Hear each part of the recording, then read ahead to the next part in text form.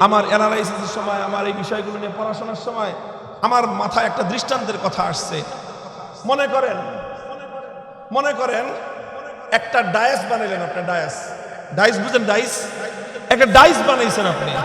Dice মানে কি? ওই যে জিনিসের মধ্যে কোনো একটা কিছু মালামাল তৈরি করা হয়, এটাকে কি বলা হয়? ডাইস বলা হয়। মনে করেন আপনি একটা ডাইস বানাইছেন।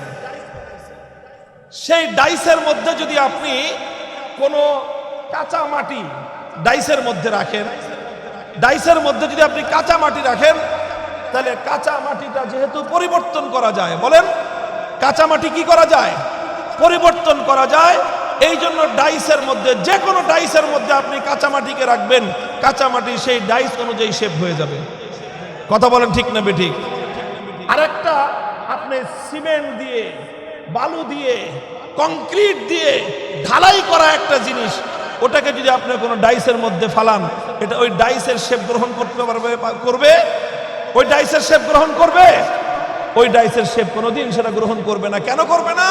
কারণ এটা কংক্রিট, এটার মধ্যে কোনো পরিবর্তন সম্ভব না। কাঁচামাটির মধ্যে, যেটার মধ্যে পরিবর্তন করা যায়, ওটাকে যে কোনো শেপ দেওয়া যায়। যেটা পরিবর্তন করা যায়, ওটাকে যে কোনো ডাইসে ফেলায় সেই ডাইসের আলোকে বানানো যায়। কথা বলেন ঠিক না বেঠিক? আপনি যেই জিনিসটা কংক্রিট থাকে, সেটাকে আরেকটা ডাইস অনুযায়ী যদি বানাইতে যান, তাহলে তার অরিজিনাল রূপ বাকি থাকবে না। কথা বলেন ঠিক না বেঠিক?